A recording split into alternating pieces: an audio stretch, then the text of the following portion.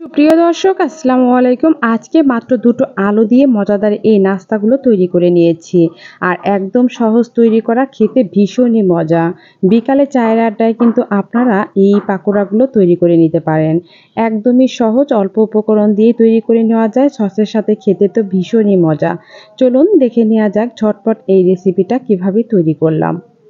প্রথমেই দুটো আলু আমি ছিলে ধুয়ে নিয়েছি। এখন গ্রেটারের সাহায্যে গ্রেট করে নেব। আপনারা চিকন বা মোটা যে কোনো গ্রেটারেই গ্রেট করে নিতে পারেন, তবে আমি আজকে চিকন গ্রেটার দিয়েই গ্রেট করে নিয়েছি। যেহেতু কাঁচা আলু দিয়ে আমি নাস্তাটা তৈরি করব, সেক্ষেত্রে চিকন হলেই বেশি ভালো হবে। গ্রেট করে নিয়ে এখন খুব ভালো করে পানি দিয়ে ধুয়ে নিতে হবে। এর মধ্যে কিন্তু অনেক ময়লা থাকে, আর খুব ভালো করে ধুয়ে নিলে এই নাস্তাগুলো প্রচুর ক্রিস্পি হবে। এজন্য আমি পানি চেঞ্জ করে করে ভালো করে হাত দিয়ে কষলিয়ে ধুয়ে একেবারে পানি নিংড়ে নিতে হবে।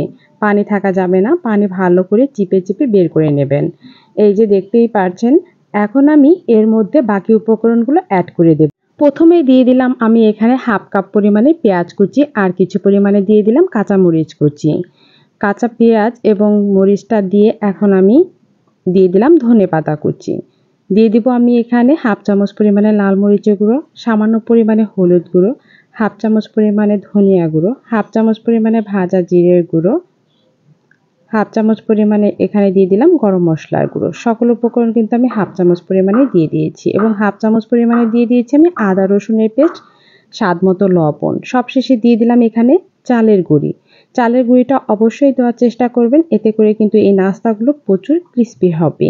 এখানে আপনাদের ঘরে যদি চালের গুঁড়ি না থাকে, বেসনটাও অ্যাড করতে পারেন।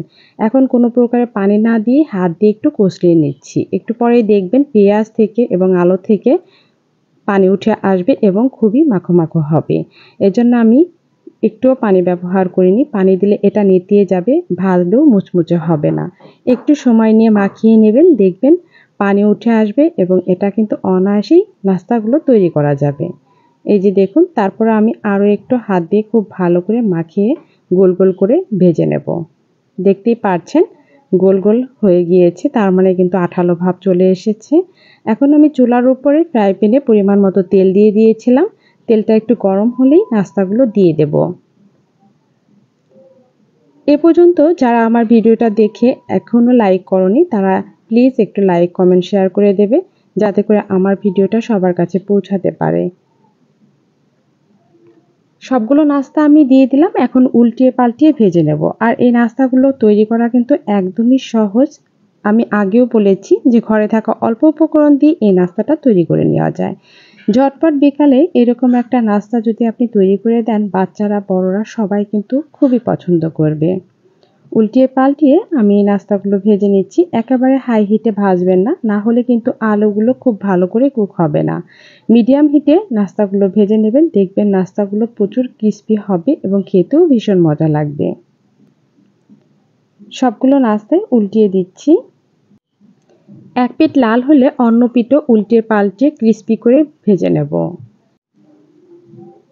দেখতেই পাচ্ছেন বন্ধুরা, আমার কিন্তু নাস্তাগুলো ভাজা হয়ে গিয়েছে। এখন তেল ঝরিয়ে আমি উঠিয়ে নেব।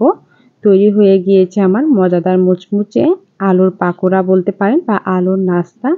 তৈরি করা ভীষণ সহজ, খেতে ভীষণ মজাদার। সবগুলো নাস্তায় আমি তুলে নিচ্ছি। এভাবে আপনিও কিন্তু ঝটপট তৈরি করে দিতে পারেন আলু দিয়ে এই নাস্তাগুলো। হাতের কাছে কোনো উপকরণ না পেলে ঝটপট এই নাস্তাটা তৈরি করে দিতে পারেন। রেসিপিটা কেমন লাগলো তা কমেন্টসে সবাই জানিয়ে দেবেন। সবাই ভালো থাকবেন, সুস্থ থাকবেন। আল্লাহ হাফিজ।